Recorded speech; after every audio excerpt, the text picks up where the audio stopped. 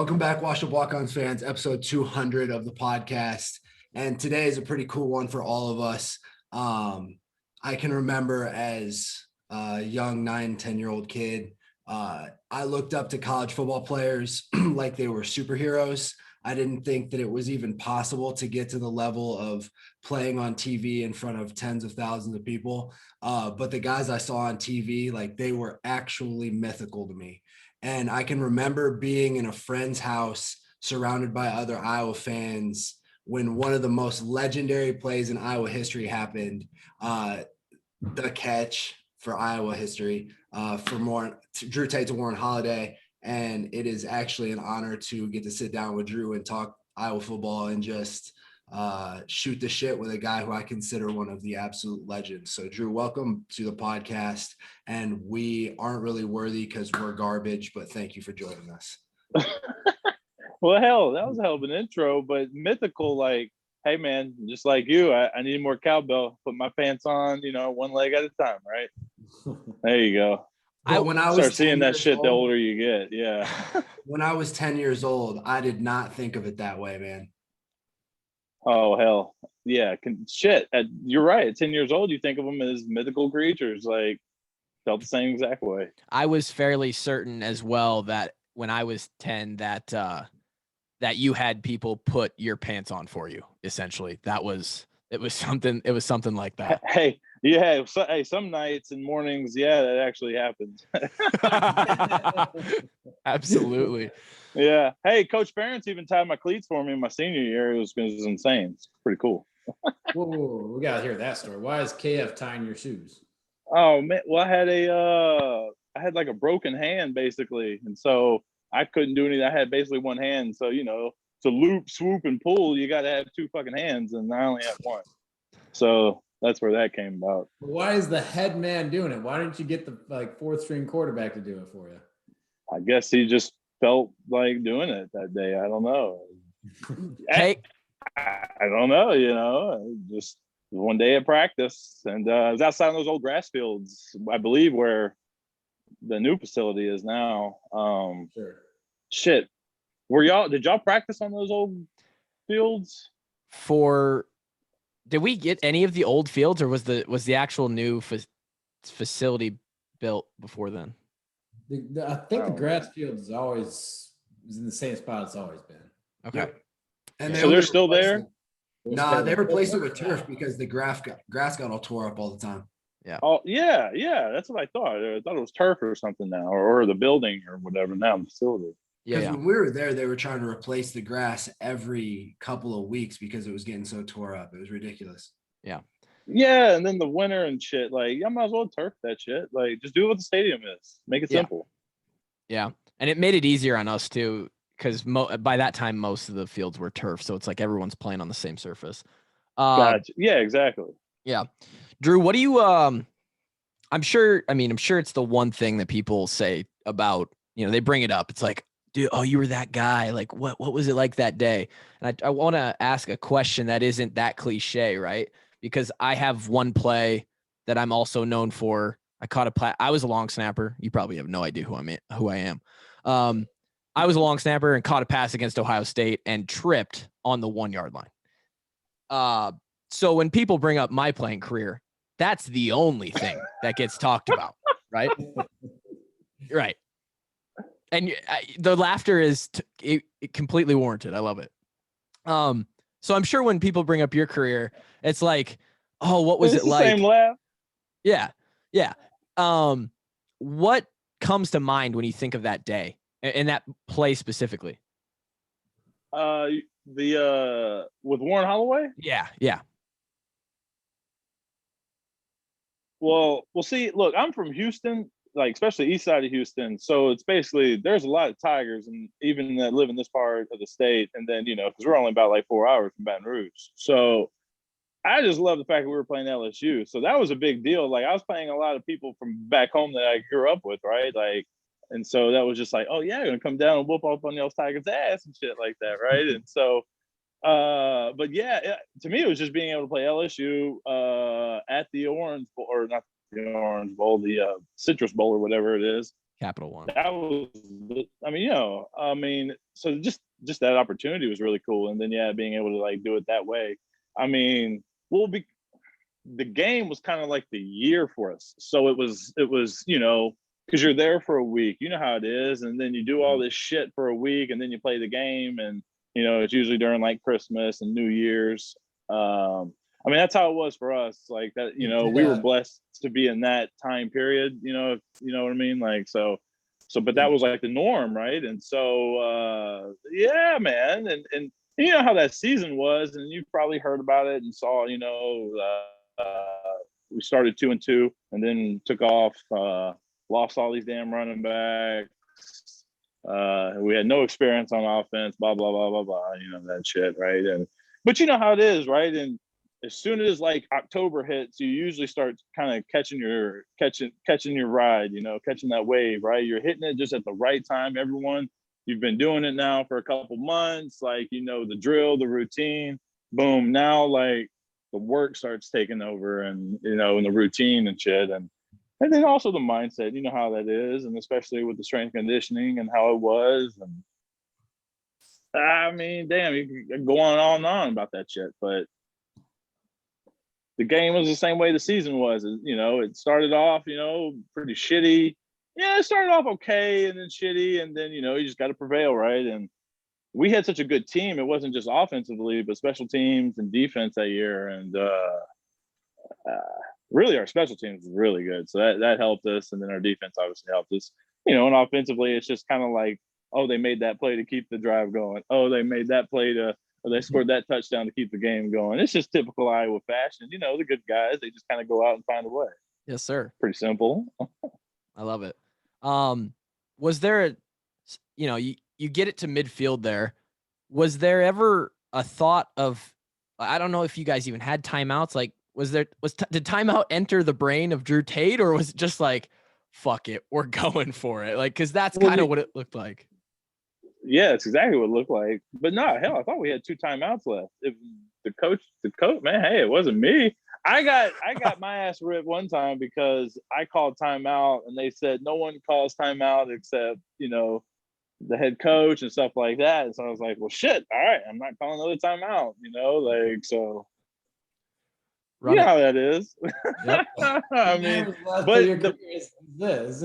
yeah, like, but there was confusion, with the penalty and stuff like that. So I just remember when we were breaking the huddle, the ref started saying, "Hey, the clock's running." So we were like, "Well, fuck this last play," and it was like the all vertical play, anyways. So it was like, well, there's nothing else we can do. So I didn't think about calling it, so that made sense to me. So I already had that in like one side of the brain, like, don't call timeout.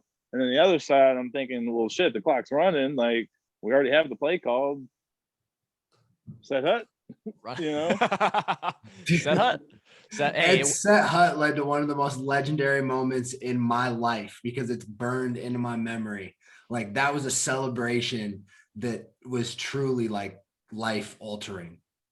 Oh yeah, man. Oh, and that's so cool. That's cool to hear. It's great to hear people talk about that play, Iowans and Hawks and all that, oh man, I was doing this, I was doing this, I was doing this.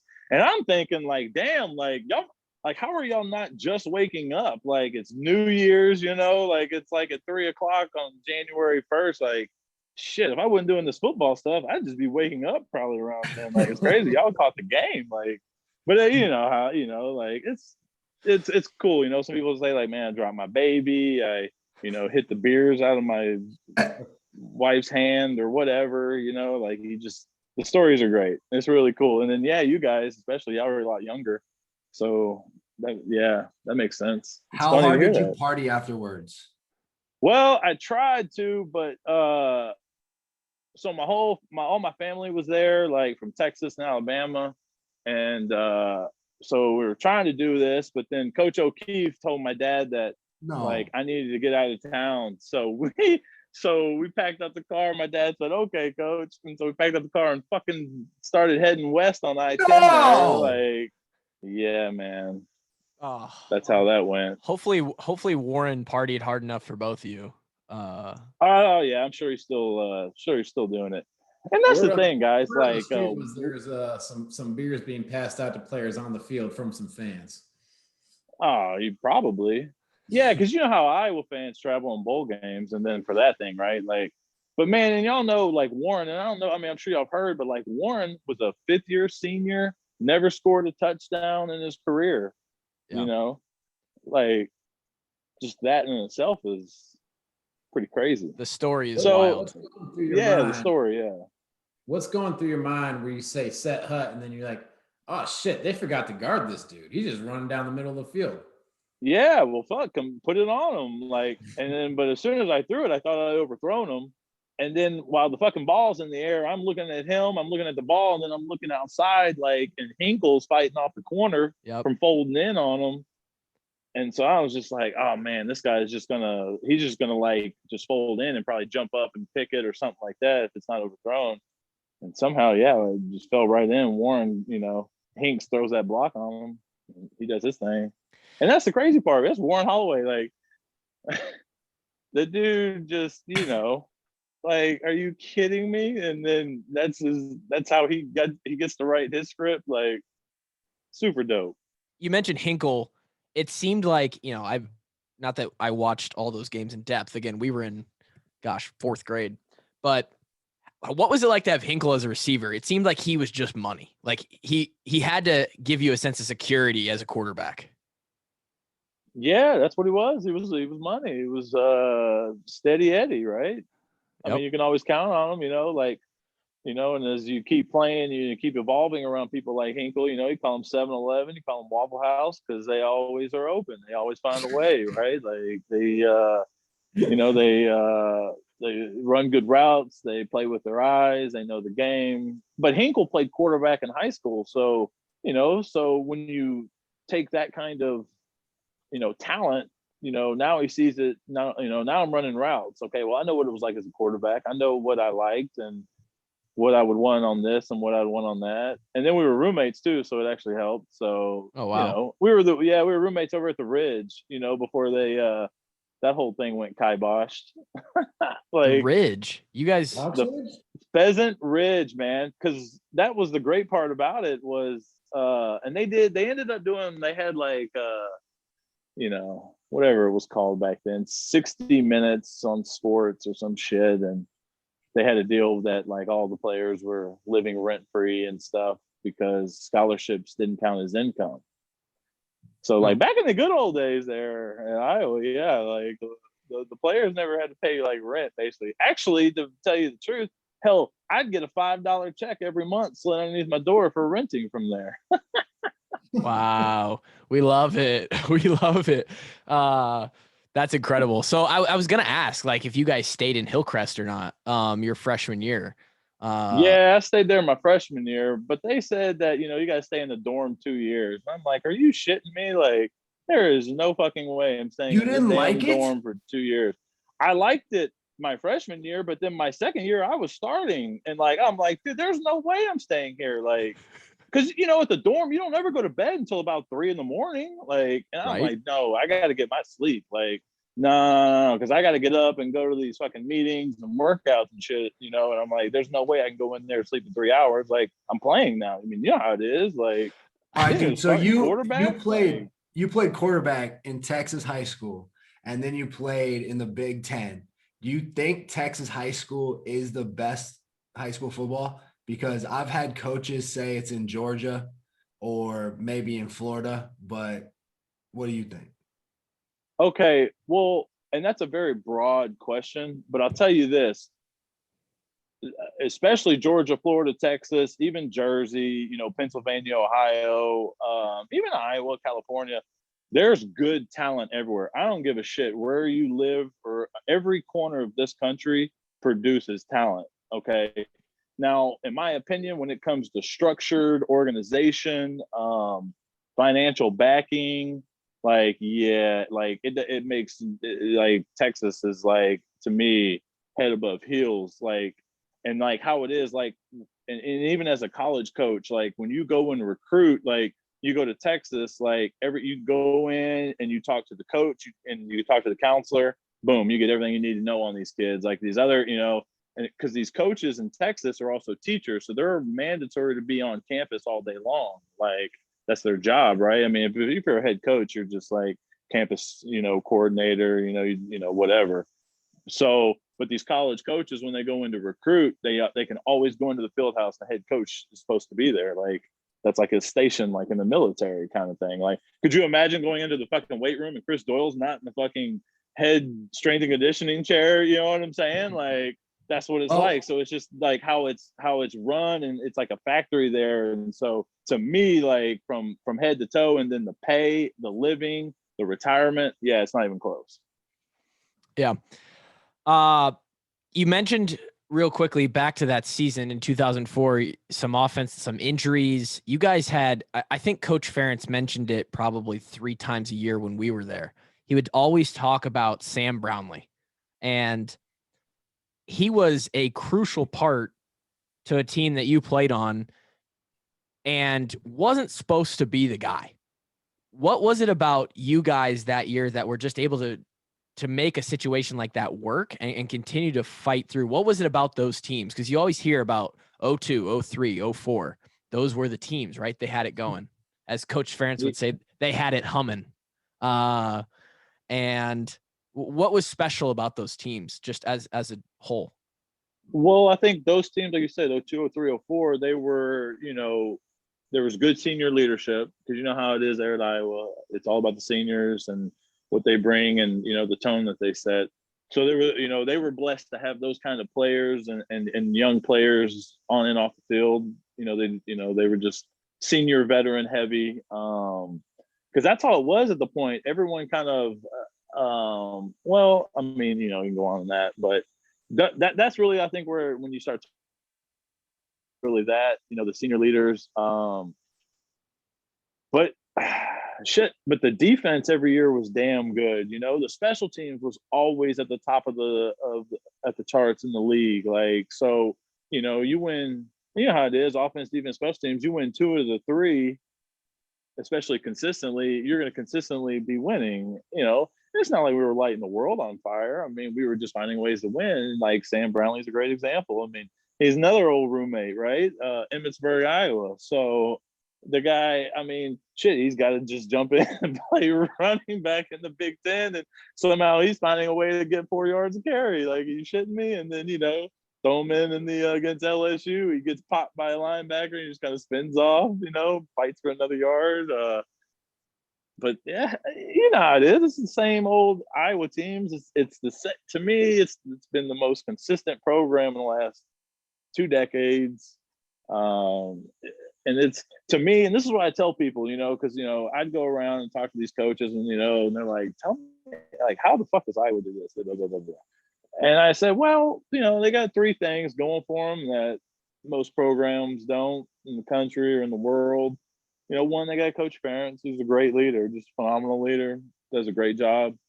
But 2, you got the farmers mentality. And then 3, you got the wrestling mentality. And I said, man, these fucking kids are wrestling and shit. Like, as soon as they can start walking up there and they play football, they're farmers. So, like, and I lived with, like I said, like, Elgin and Brownlee, like, these guys, I mean, these farmers, these guys are up at like 4 a.m. every morning, making breakfast and going to work. I'm coming from Texas. Hell, I'm like, these fucking people are crazy. Like, I'm at least sleeping in and watching my Price is Right at 10 o'clock. Like, and then I'll start at about 11 o'clock, guys. And then we can get this shit going. But at least give me until 11, man. I got to watch Bob Barker. But really, though, like, and y'all know how it is, the farming mentality and the wrestling mentality. And then you put those, in like a frame of about 6'3", 6'5", pretty athletic. Well, man, that's a deadly human being. Damn good prospect of playing football right there in your hands. You know what I mean? Absolutely. Yep. So and it's Iowa, and so everything is a mindset. I mean, like, working out to me was like almost playing in a game. Like, I never worked out till I got to Iowa. Like, I never worked out, and then you got to go into these workouts with like, shit, you're about to like practice or something. I'm like, man, we're just working out. Like, no, like, this is serious shit. Like, are you kidding me? Like, we're just moving weights, but then you learn real quick, like, oh yeah, you gotta get your shit together. This is real deal. Was that a like, tough transition for you? Oh yeah, dude, just so much of it was different. Everything was different. I mean, I'm from South Texas. Like, you kidding me? And like, all we did was just play, 7-on-7 if we weren't practicing. Like, we didn't work out. Like, How sore I mean, were you, dude? How? oh yeah. Look, put it this way, I never even got to the point where I could get in the cold tub. I'm like, fuck that. Like, I am not doing it. Like, no. And I still don't do that. I mean, I don't do the cold tub, but no, that shit was just ridiculous to me. I'm like, there's only one thing I like cold, and that's my beer. Like, I don't like anything else that cold. Yeah. Incredible. Hallelujah. When I say the name Bob Sanders, what comes to mind? The best football player I've ever seen or played with in my entire life. Oh yeah. Coach Ferentz would talk about him on his own level and say that he literally was a singular reason. You could point to him and say he actually shaped the Iowa program by himself, like almost in his own individual way, in a way that most players aren't able to do. Do you remember anything? I mean, they talk about how he would just go absolutely balls to the wall 100% of the time. There was no levels to his game. It was either 100% or he wasn't. It was 0 or 100 for him. Is that pretty accurate? Absolutely. And that's how I tried to play, but it's okay to do it as a safety, but not as a quarterback. I mean, that's kind of how I have walked away from it. But to me, that's the only way you play the game. And so when I saw him, because I grew up learning to play the game like that. And so when I got to Iowa my freshman year and got to see him, I said, fuck yeah, like that's how we should be practicing. Like all of us, and they look at me like I had a third arm growing out of my chest. Like, I'm like, man, like, no, like, this is the shit right here. Because you're right. I mean, he would go 100%. He'd go 100. He'd do the same speed and walk through, as in team. And you know how walk through is there. Like, but that's how I saw it too. And that's why I say, man, I've played football for about 26 years and I've seen a lot of ball, bro. Like, he is the ultimate pound for pound, the best football player. I'll tell you the top three best football players I ever played with are all Hawkeyes. Bob Sanders, Chad Greenway, and Jonathan Babineau. Those are the top 3 football players I've ever played with in my life, hands down. Some bad dudes there. Is Bob Sanders they the are hardest? badder than bad. Where does Bob Sanders rank on the hardest hitters list of all time? Oh yeah, I mean, yeah, he's up there because he would just, he would just run through you. He ended his NFL career because he was not willing to let off the gas. Exactly, because you got to think about it. You already said it like 5 minutes ago. Is 100 to 0. He only knew one speed, and I can tell you from experience, from being able to do your job at the level that you can do it. That's when you're like, no, I can't do it anymore. Fucking, I'm done. Like, I know exactly what that means. I've been there. Like, you put it this way: you go from a wild animal to a pet. It's a good mentally, way to put it. you know what I mean? Like, that's how it is basically, because you can't do what you've always been able to do, which is put you at the level that you think you are and other people that you think that you think are, or whatever. Like, yeah. But as soon as that drops, even just a half speed, no, can't do anymore. I only know one speed. 100%. That's a good segue. I did a little bit of research and I found that back when I don't even think you were in high school yet. Your dad actually took you to a game and you saw Drew Brees play in high school. And did you model your game after him, or who did you as a quarterback try and emulate or try and take things from as you came up? Because Drew Brees is a pretty good place to start, and similar stature. I mean, just the way you guys kind of played is similar, and he's another guy that goes 100 all the time. So I wonder if he had a big influence on you, or if there were other people that meant a lot in your development? There was a lot of people that meant a lot, but he was always the top of my list. So my dad's team was playing. They played Galveston Ball. They lost to him in a playoff game, and then like the next week, Galveston Ball was playing Austin Westlake in the playoffs, and so he's like, "Hey, you want to go to the game?" I said, "Hell yeah!" So, and I was only 10 years old, and this was still in the Astrodome at the time, and yeah, so they got to play each other, and so I got to see. And here's the thing: I mean, I was only 10 years old, but I had already been on the sidelines since I was like 6. Right. So I've already been watching, and so I already knew what I was doing. That's But awesome. all these guys that were playing, they were really good players. But then, quarterbacks, and when you think about quarterbacks, and especially at that age back then, and then, in Houston, there's a lot of black quarterbacks, and the black quarterbacks were the better athletes, they just were, and, and you could say that for fucking everything probably, right? Like, but then like, okay, so we get to, the black quarterbacks were the better runners. And my thing growing up was I wanted to be the fastest person on the planet. Because I always felt like if I was the fastest person on the planet, no one could argue that I'm the best. You know what I mean?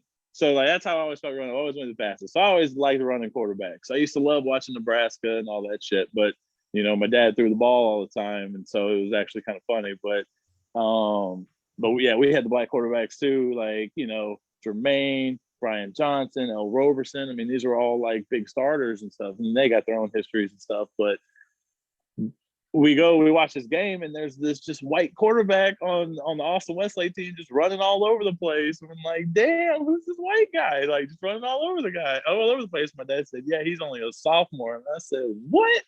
This dude, because the team that they were playing that beat my dad's team had a senior quarterback, black guy, Jermaine, who went to Baylor, but he was he wasn't really much of a runner. Like he was he was like a Doug Williams, big guy, big arm, who could just, throw the hell out of that damn ball. And so, and he was a senior, and he was all state and all this and all that. And I'm like, and my dad's team put up I think 40 points on Galveston. They just couldn't stop them because they were just loaded. And but then Austin plays them, Westlake plays them, and then yeah, I saw him play. And I said, well, shit, I don't know who that guy is, but he's my favorite quarterback now. And then damn, I didn't know who he was at the time. I mean, he's only a sophomore quarterback, but shit, I didn't know who he was until 4 years later, when he was a sophomore at Purdue in 1998, I believe.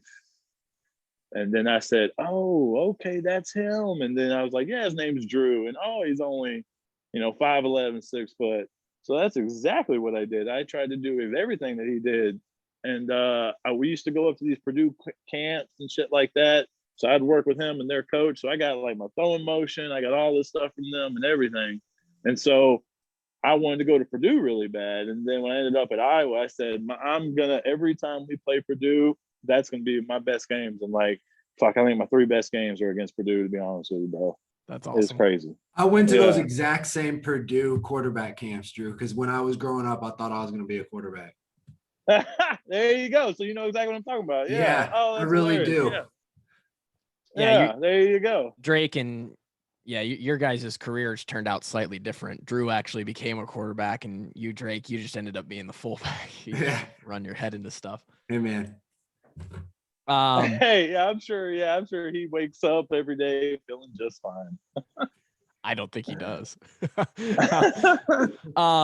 Drew, also in the research, I didn't know this. You actually, all of this could have almost not been something, right? You almost weren't a Hawk. You were committed to you were committed to Texas A&M, and you actually, your original plan was to play both football and baseball there. Talk about that.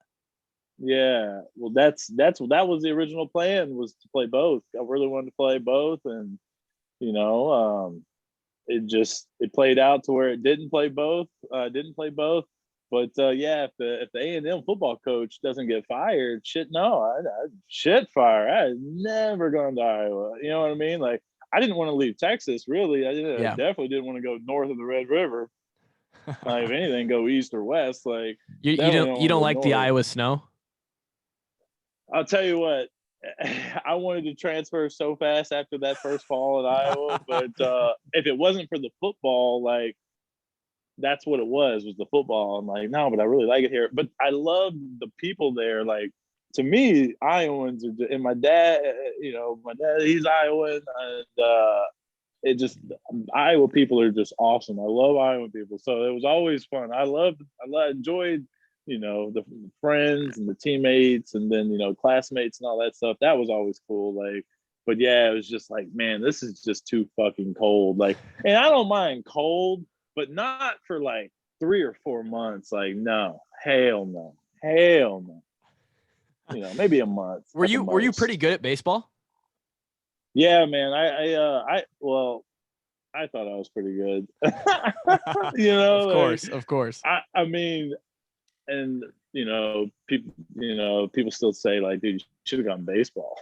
But I loved football. There was nothing going to take me away from football unless I just literally couldn't do it. So that was kind of, I mean, and y'all know how it is, like he wanted to be a quarterback, right? Like I wanted to play quarterback at like a major university, and just I fell in love with Iowa on my visit and just everything about it and the people, and it was and Coach Ferentz, and it was just like, and then like I got to see him practice. They were getting ready to play in the Orange Bowl against USC, so I got to practice. So I got to see all the quarterbacks. I got to evaluate and see them, and in my hot head, I was like, dude, if this guy's up for the Heisman, like I'll be starting next year. Like, you know what I mean? Like that's kind of like how I thought. Like, sorry, but but it was great. No, and wouldn't change it. Absolutely not. Wouldn't change anything. That's incredible. You played with others. You mentioned Greenway. We had him on the podcast for episode 100, and he obviously didn't disappoint. What do you remember about Chad? And then you also played with guys like Roth and Yonda. I mean, when you start to go through the people that were on the people that were your teammates, you start to talk about legends in the game. Kevin, Mike. But yeah, I mean, we could probably. Is it hard to hear me or? No, you're good. Kevin's mic sometimes gets wonky. Okay. No, you're exactly right. I mean, because like I said, and then shit, you could even say cating and gallery. I'm glad you threw cating in there. The specialists need the love. Oh, dude, are you kidding me? I used to hold too and everything. My best friends growing up are always like the kickers and stuff, like. Let's go. Oh, absolutely. You got to take care of those guys. They fucking win you games. Special teams wins games now. That's why I kept talking about the special teams bringing up in 04 because they were so damn good. Like they kept us in games and scored a lot of points actually. So yeah, fuck yes. The special teams is a legit third of the game now. I mean, and the thing about special teams, this is momentum. It's all momentum and heart. That's all it is. And they have the opportunity to change the momentum of a game. You have no idea how much you just made Kluver's day.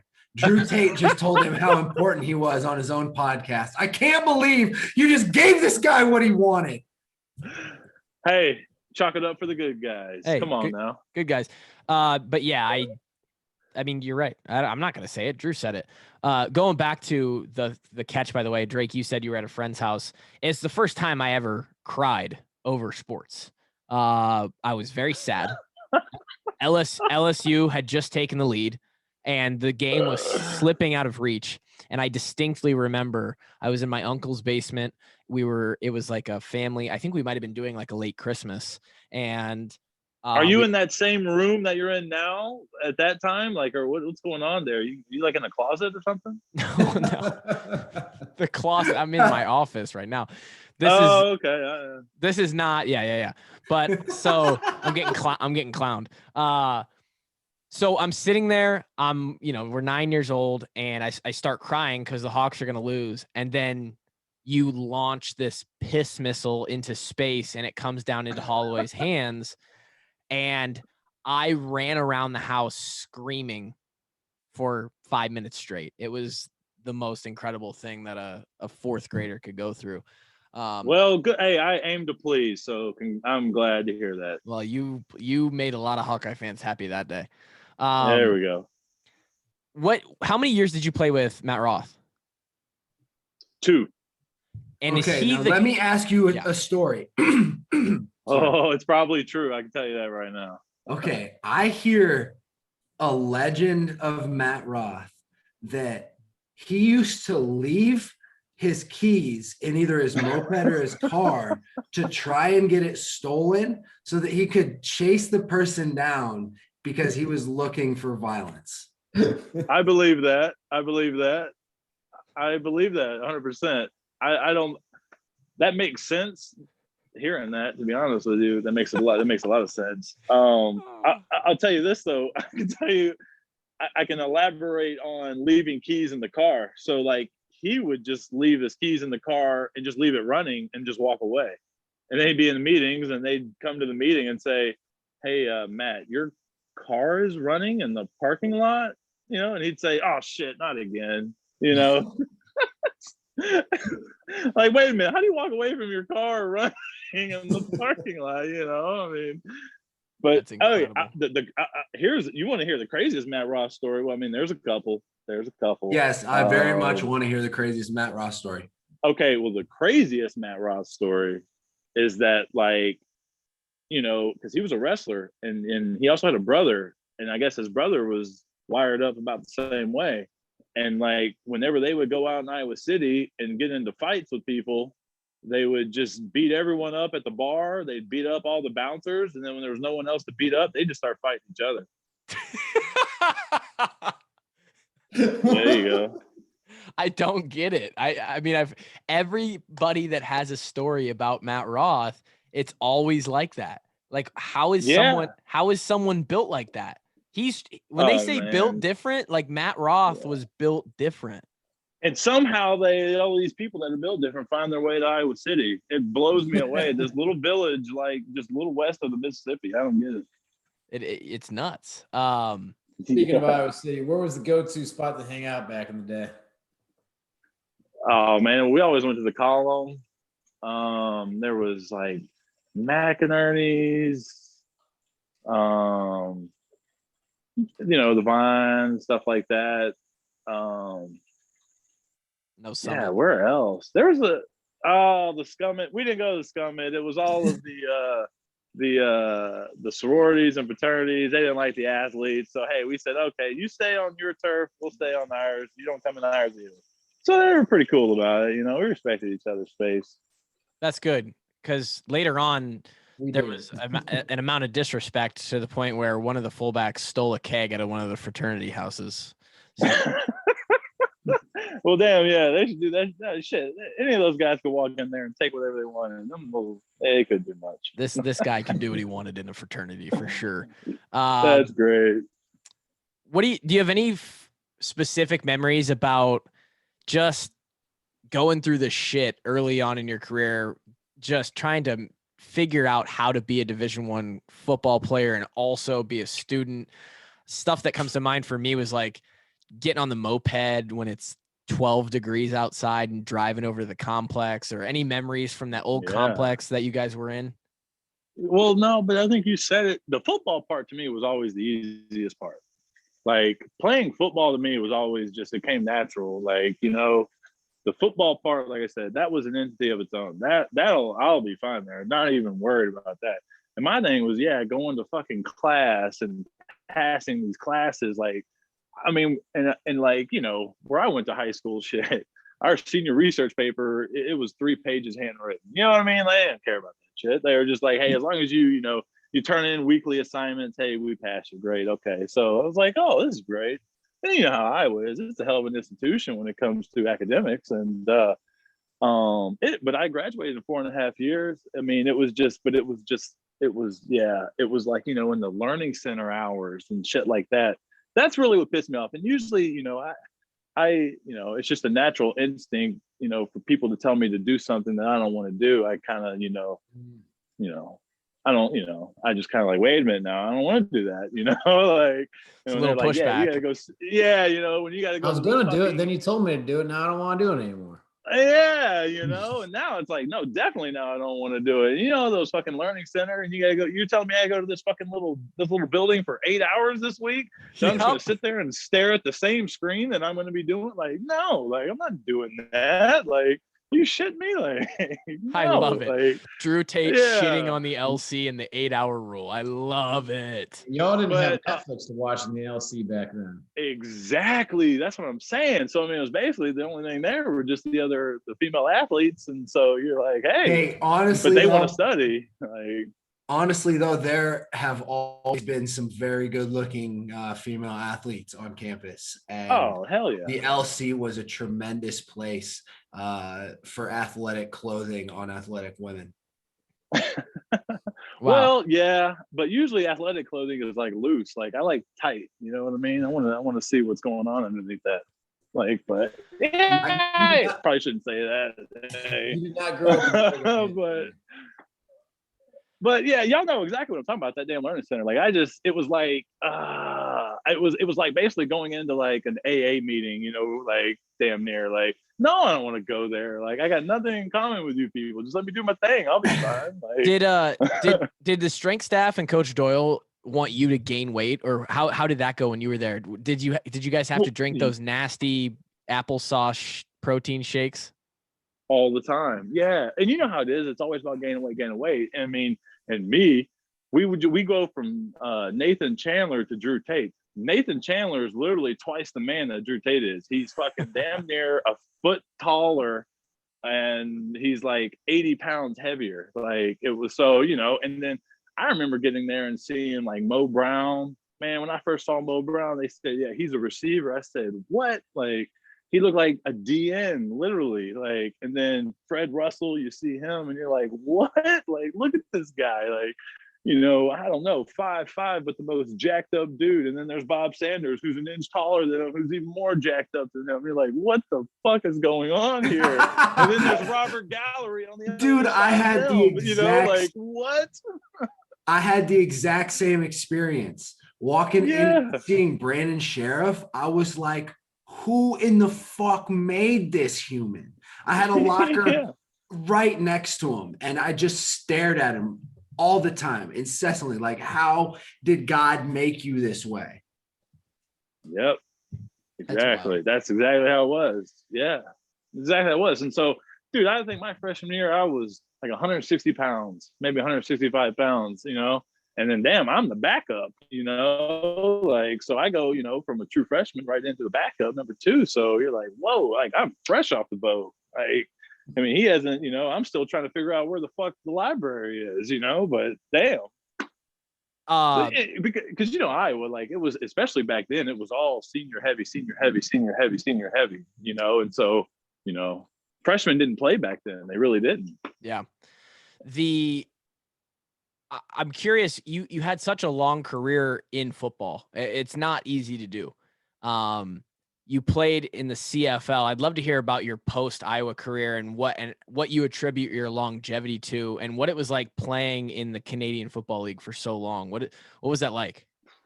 Man, playing there's not a tent big enough for that circus.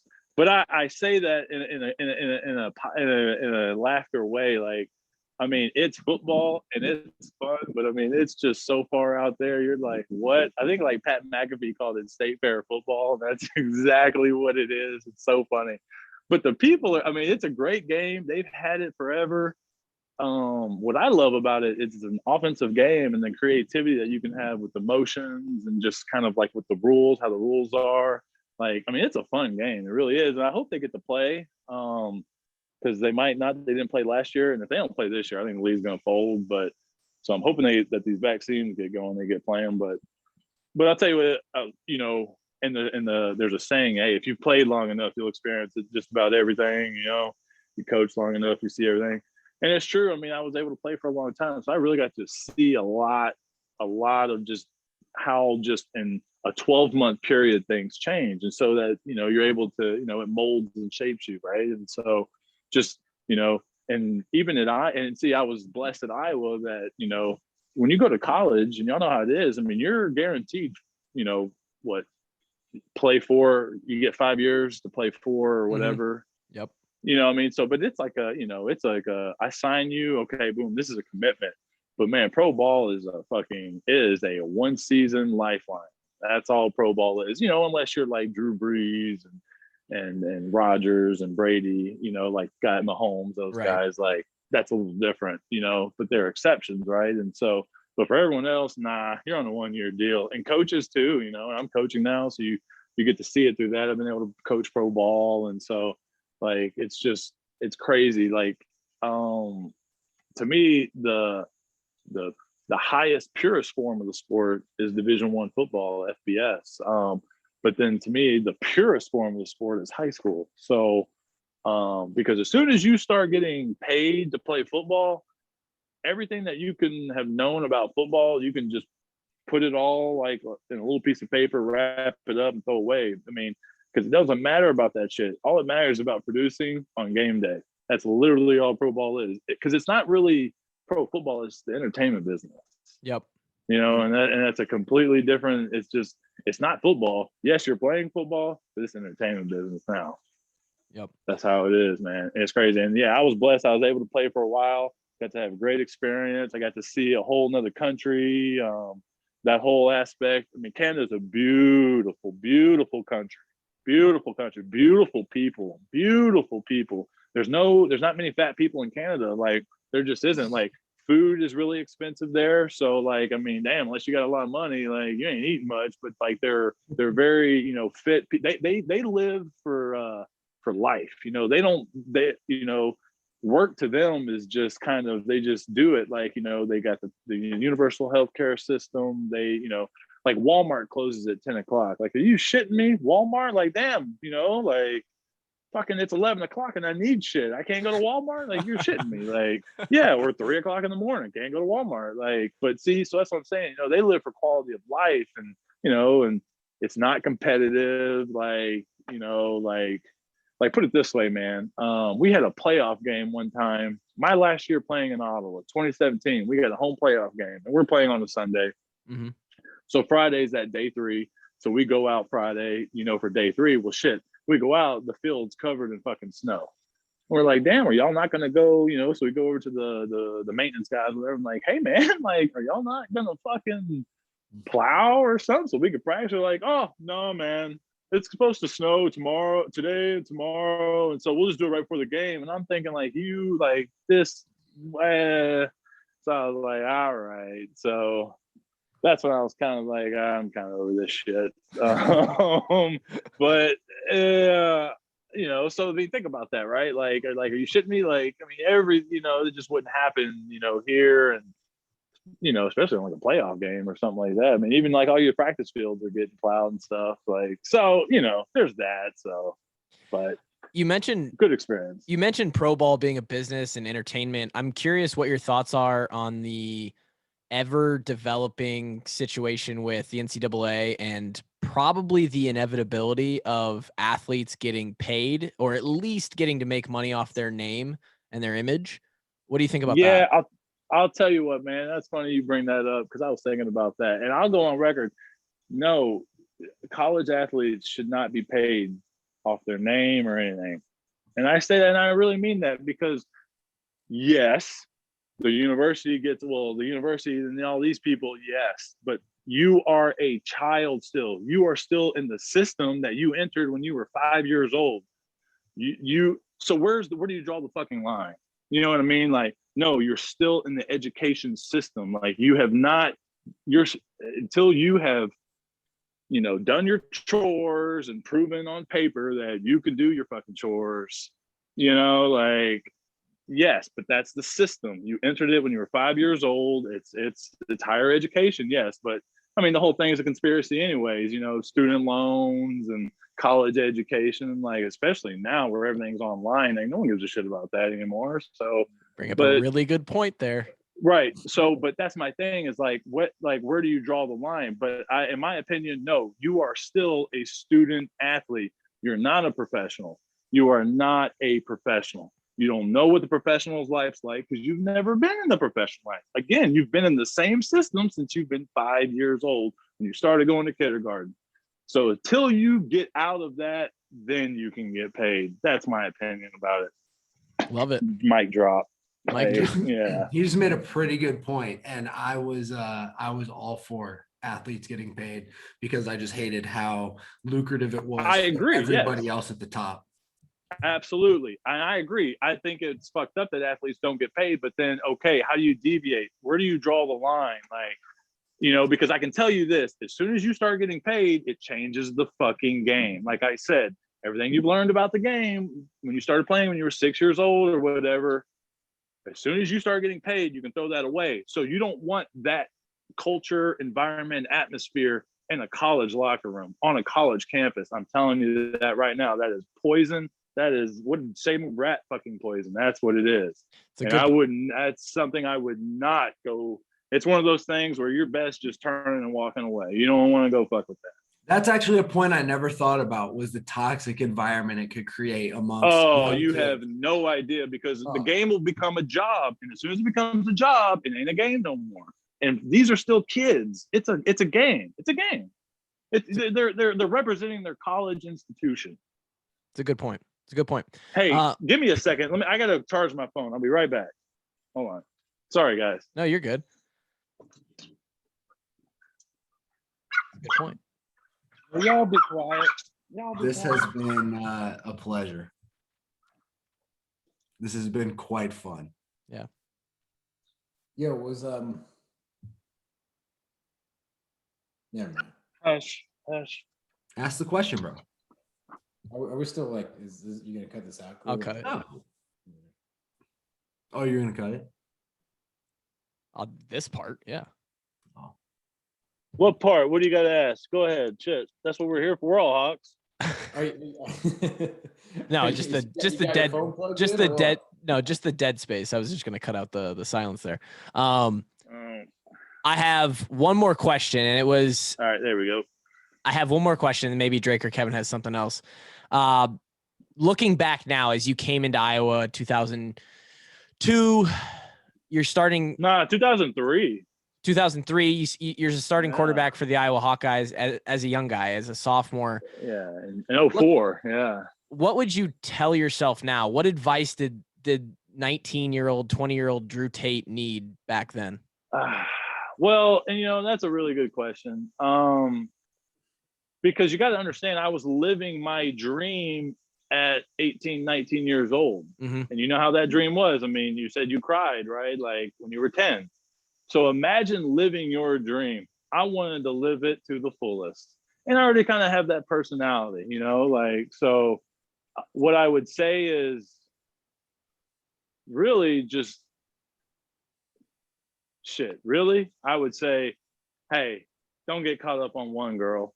They're all the same damn near. That'd be number one. And number two is, I would say because I'm a very passionate person. And so, I put everything out there. I believe in putting everything out there. I don't believe in bullshit and stuff. So, I would just say, just be a better leader, I guess, in the facility.